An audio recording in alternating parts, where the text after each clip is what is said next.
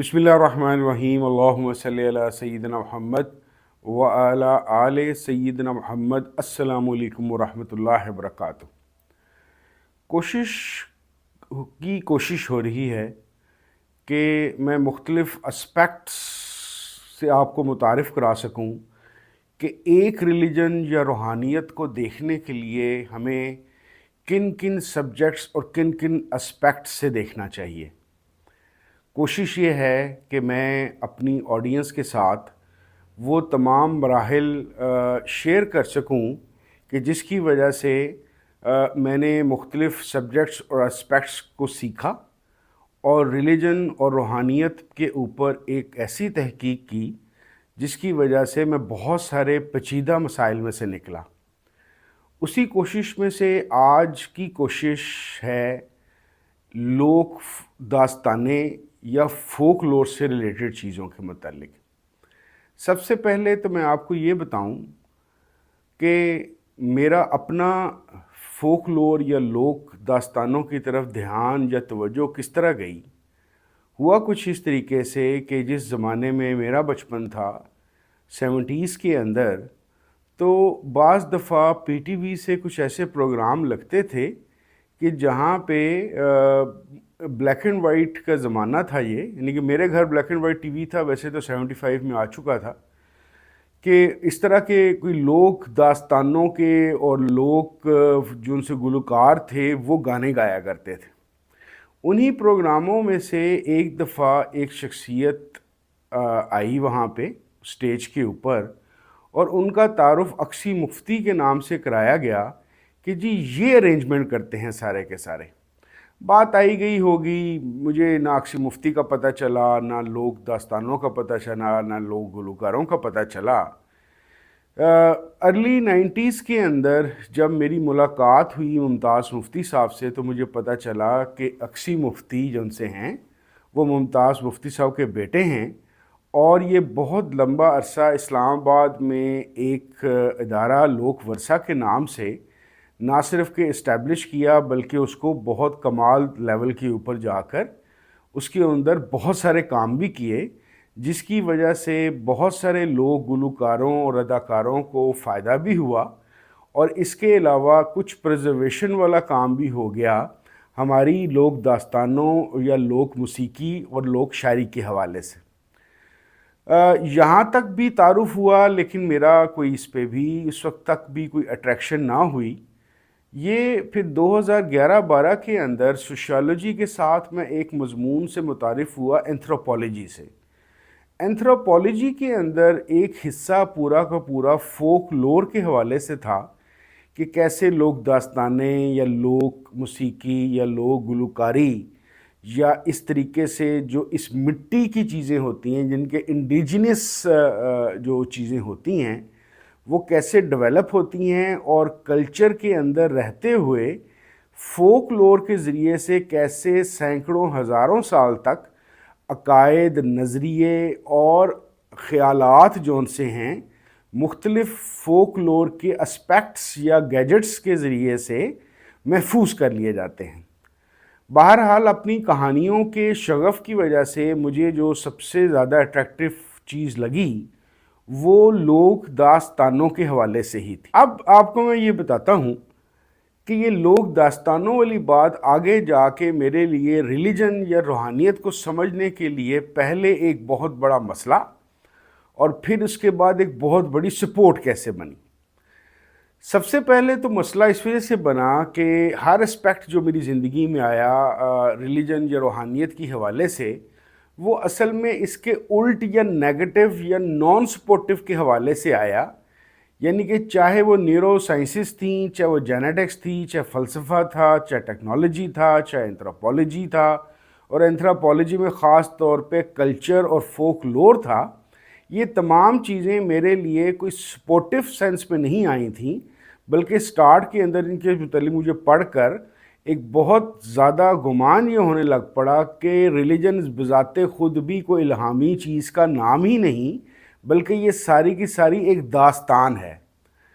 तो शायद इसी वजह से मुझे लोक दास्तानों के अंदर ख़ास तौर पे दिलचस्पी हुई اور آپ کو یہ بتاتا چلوں کہ ہمارے آج کے تک کے بھی بہت سارے عقائد یا رسومات جو سی ہیں کسی زمانے کی لوک داستانیں ہیں۔ ہوا کچھ اس طرح سے ہے ممکن ہو سکا قدیم زمانے کے اندر، جس طرح میں نے آپ کو پچھلی ویڈیو میں بتایا تھا کہ انسان کو شروع سے ہی جب اس کا برین ڈیولپ ہونا شروع ہوا تو اس کو ایک عادت پڑ گئی کہ کیسے دو واقعات یا دو چیزوں کو آپس میں ریلیٹ کرتے ہیں۔ اس کے اندر جو سب سے بڑی اس کے پاس کارگزاری تھی یا جس کی وجہ سے وہ یہ کام کرتا تھا، جس کی وجہ سے آگے چل کے برین کا سٹرکچر بھی بہت زبردست طریقے سے ڈیولپ ہوا، وہ انسان کی کہانی بنانے کا وصف تھا۔ کیونکہ ایک واقعے کو دوسرے واقعے سے یا ایک شے کو دوسرے شے سے جوڑنے کے لیے وہ ایک تخیلاتی کوئی بات سنتا تھا اور اس بات کو کہانی کا یا فکشن کا رنگ دیتا تھا، تو اس کے مطابق اس کو سمجھ بھی لیتا تھا، اور جو یہ بات اس کو سمجھ آئی ہوتی تھی یہ دوسروں کو پہنچانے کے لیے وہ لوگ داستان یا شاعری کا سہارا لیتا تھا، تاکہ اس کی وجہ سے ہو سکے یہ کہ جس طریقے سے اس کے برین نے فنکشن کیا ہے اور کہانی کی صورت میں اس کو سمجھا ہے، کہانی کی صورت کے اندر اگلے کو زیادہ بہتر سمجھ بھی آئے گی۔ اور دوسرا، کہانی کے اندر سب سے بڑا جو ان سا ایک وصف ہے وہ یہ ہے کہ یہ یاد جلدی ہو جاتی ہے۔ تو دنیا کے بہت بہت بڑے عقائد جو ان سے ہیں وہ یا تو کہانی کی صورت میں ڈیولپ کیے گئے ہیں یا شاعری کی صورت میں ڈیولپ کیے گئے ہیں۔ اب میں آپ کو ایک مثال سے اس کی بات واضح کرتا ہوں تاکہ آپ کو پتہ چلے کہ کیسے بعض عقائد اور مذہب کی بنیاد جو سی ہے، مذہبی خیالات کی بنیاد جو سی ہے، وہ اصل میں کسی نہ کسی لوک داستان یا اس طرح کے تخیلاتی ایک امیجنیشن کے اوپر ڈیولپ کی گئی ہے۔ تو سب سے پہلی مثال ہے انسان کو دفنانے کی مثال، اور دفنانے کے ساتھ کچھ چیزیں ساتھ رکھنے کی مثال۔ آپ میں سے اکثر لوگوں نے یہ تو سنا ہوگا کہ اہرام مصر کے اندر جب کھدائیاں ہوئیں اور قبریں کھودی گئیں، ممیز یہاں سے نکلیں، تو ان کے ارد گرد جواہرات، برتن اور نہ جانے کیا کیا جو بلانگنگز تھیں بادشاہ کی اس وقت کی، وہ پڑی نظر ساتھ میں آئیں۔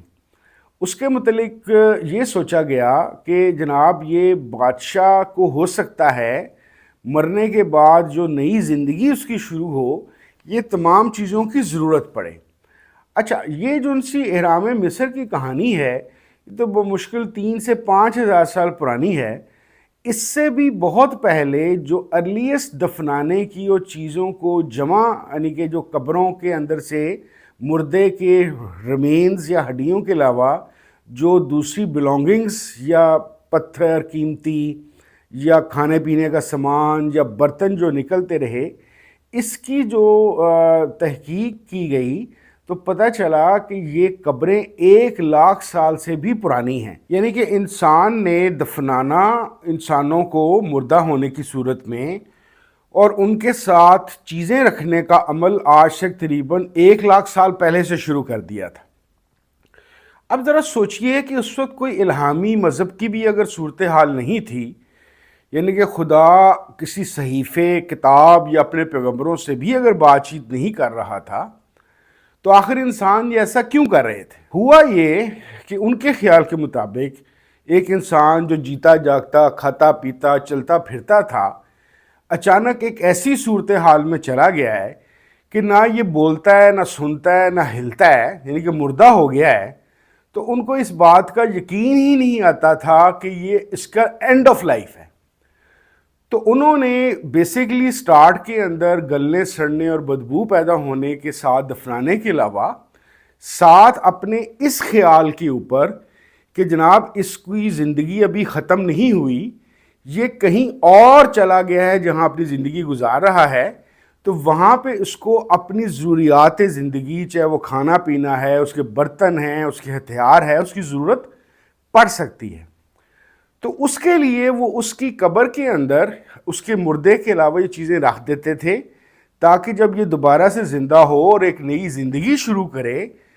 تو یہ ان چیزوں کو استعمال کر سکے۔ تو یعنی یہ ایک لوک داستان، یہ خیال تھا۔ خیال نے ایک لوک داستان بنائی اور لوک داستان کے ساتھ یہ ایک ایسی چیز بنی کہ بعد میں آ کے جو الہامی مذاہب تھے، چاہے وہ مسلمانوں کے تھے، چاہے وہ ہندوؤں کے تھے، چاہے وہ عیسائیوں کے تھے، چاہے یہودیوں کے تھے، انہوں نے جلانا یا دفنانے کو کنٹینیو کیا، لیکن یہ ان مذاہب سے بہت دیر پہلے آ چکا تھا۔ اسی طریقے سے اگر آپ کو کبھی نیشنل جغرافک میں اولڈ افریقن جو قبائل ہیں ان کی دفنانے کی یا مرنے پہ رسومات دیکھنے کا موقع ملے تو وہ صرف اور صرف جلاتے ہوئے یا دفناتے ہوئے پہ تحمل یا صبر نہیں کرتے، بلکہ آگ کا لاؤ جلا کر ان کی پوری ایک سیرمنی ہوتی ہے جس کے اندر وہ ناچتے ہیں یا کچھ چیزیں گا رہے ہوتے ہیں یا شلوک پڑھ رہے ہوتے ہیں۔ یعنی کہ ایک قسم کا یوں سمجھ لیجئے کہ وہ ہزاروں لاکھوں سال سے ایک ایسی سیرمنی بنی ہوئی ہے کہ اس سیرمنی کے تحت وہ اپنے مردے کو خدا حافظ بھی کہہ رہے ہیں اور اچھی روحوں کے پاس بھیجتے ہوئے ایک دعا کا عمل بھی کر رہے ہیں، جو آج تک مردہ دفنانے کے بعد آپ جانتے ہیں کہ چاہے ہندو ہیں، چاہے مسلمان ہیں، چاہے سکھ ہیں، چاہے عیسائی ہیں، چاہے یہودی ہیں، ان کے اندر دفنانا اور دفنانے کے بعد دعائیہ رسومات ابھی تک جاری رہتی ہیں۔ اسی طریقے سے آپ کو میں دوسری ایک مثال دوں جو فوک لور سے ہمارے تک پہنچی، وہ ہے نظر بد کی۔ ارلیسٹ جو ابھی تک ہمیں جگہ ملی ہے وہ تقریباً 5000 سال پہلے میسوپوٹیمیا کے علاقے کے اندر کچھ ایسی تحریریں اور تختیاں ملی ہیں جس پہ ہمیں یہ پتہ چلا ہے کہ جناب یہ سوچا اور مانا جاتا تھا کہ نیلی آنکھیں اور خالی سادہ آنکھیں بھی کسی کے قتل کا یا کسی کا ستیہ ناش پھیرنے کا یا اس پہ کوئی وبال آ جانے کا باعث بن سکتی ہیں۔ تو 5000 سال پہلے بھی جب وہاں پہ ایک قسم کا کوئی خاص الہامی مذہب موجود نہیں بھی تھا تو انسانوں نے یہ کہانی بنا لی ہوئی تھی کہ نظر بد کا ایک کنسیپٹ ہوتا ہے اور ان نظروں سے کئی دفعہ لوگوں کی موت بھی واقع ہو جاتی ہے۔ آپ جانتے ہیں کہ نظر بد کا کنسیپٹ ایک ایسا کنسیپٹ ہے جو پھر سے میں وہی بڑے مذاہب کا نام لوں، ہندوز کے اندر، مسلمز کے اندر، جیوز کے اندر، کرسچنز کے اندر نظر بد کا کنسیپٹ ابھی تک موجود ہے۔ تو سوچنے والی بات یہ رہی سٹارٹ کے اندر میرے لیے، جس اب آپ کو سمجھ آئی ہوگی کہ سٹارٹ کے اندر جب میں کلچر اور فوک لور سے متعارف ہوا تو میرے لیے یہ پریشانی کی بات کیوں تھی؟ میرے لیے یہ پریشانی کی بات اس وجہ سے تھی کہ بہت ساری ایسی چیزیں جس کو تو میں مان سکتا تھا کہ یہ لوگ داستانیں ہیں، اس کا حقیقت سے کوئی مطلب نہیں، لیکن جیسے نظر بد کی ہی میں نے بات بتائی، جس نبی صلی اللہ علیہ وسلم، آخری نبی صلی اللہ علیہ وسلم کو میں مانتا ہوں اور ان کے اوپر مجھے الحمدللہ ان کے امتی ہونے پہ مجھے فخر ہے، جب میں وہاں پہ بھی حدیث شریف کے اندر نظر بد کا ایک چیز پڑھتا ہوں تو میرے اندر ذہنی طور پہ آتا ہے کہ یہ ایک حکمت کی بات تھی، یہ ہسٹوریکل بات تھی، یہ سائنٹیفکلی صحیح بات ہے یا نہیں ہے۔ تو آغاز کے اندر چاہے دفنانے کا اور جنازے کے عمل کی بات تھی یا نظر بد کی تھی، اور اس طرح کی، کیونکہ ویڈیو بہت لمبی ہو جائے گی، اس طرح کی بے شمار مثالیں ہیں فوک لور کے اندر جو آج بڑے بڑے مذاہب نے بھی اپنے اندر ایز اے ریلیجس اسپیکٹ قبول کی ہوئی ہیں۔ تو اس لحاظ سے یہ ایک اور بڑا امپورٹنٹ اسپیکٹ ہے کہ ہمیں پتہ ہو کہ روحانیت کے اندر بھی بہت سارے لوگ ایسی پریکٹسز کر رہے ہیں، خاص طور پہ یہودیوں کے اندر جو قبالہ کی رسومات ہیں جو ہے ہی جادو سے ریلیٹڈ، وہ ساری کی ساری چیزیں یہودیوں سے بہت دیر پہلے افریقہ کے بعض قبائل کے اندر وچ کرافٹ کی صورت کے اندر موجود تھیں۔ اب واللہ عالم کہ انہوں نے وہیں سے کیری کی یا انسان کے دماغ میں اتنی صلاحیت ہے کہ ایک بندہ اس کو کہیں اور بیٹھ کے بغیر کسی پاسٹ ریفرنس کے ویسی ہی چیز دوبارہ سے سوچ سکتا ہے۔ لیکن آپ کو بتانے اور شیئر کرنے والی بات یہ تھی کہ جس طریقے سے ہم نے سپرسٹیشن کی بات کی، ہم نے نیوروبیولوجی کی بات کی، ہم نے نفسیاتی امراض کی بات کی، ہم نے جینیٹکس کی وجہ سے transfer of thoughts and transfer of memory کی بات کی، اسی طریقے سے آپ یقین جانیے کہ ہمارے بہت سارے مذاہب کے اندر بہت بڑا جو لٹریچر موجود ہے، اس لٹریچر کے اندر لوک داستانیں موجود ہیں۔ مجھے یہ شک پڑتا ہے کہ وہ ہماری خاص طور پہ جو مسلم صوفیاء کی کتابیں جس کے اندر مفوق الفطرت چیزیں لکھی ہوئی ہیں، جیسے کسی بزرگ کا جمپ لگا کے سورج پہ پہنچ جانا یا چاند پہ پہنچ جانا، یا ماں کے پیٹ میں قرآن کو حفظ کر لینا، یا ماں کے پیٹ میں ہوتے ہوئے چیزوں کو تبدیل کر دینا، مجھے ایسا لگتا ہے کہ یہ سارا کا سارا لٹریچر ایشینٹ لوک داستانوں سے انسپائرڈ ہے۔ دیٹ از وائی میں اس لٹریچر کو کمپرومائزڈ لٹریچر کہتا ہوں۔ کمپرومائز سے مطلب یہ ہے کہ اس کے الہامی ہونے پہ شک بہت زیادہ ہے، میں اس پہ فیصلہ نہیں دے رہا، لیکن یہ میرا ذاتی خیال ہے کہ اس کے الہامی ہونے پہ شک کیا جا سکتا ہے، اور غور سے دیکھا جائے تو ان کتابوں میں آنے والا جو لٹریچر ہے مفوق الفطرت، وہ اکثریت اس کی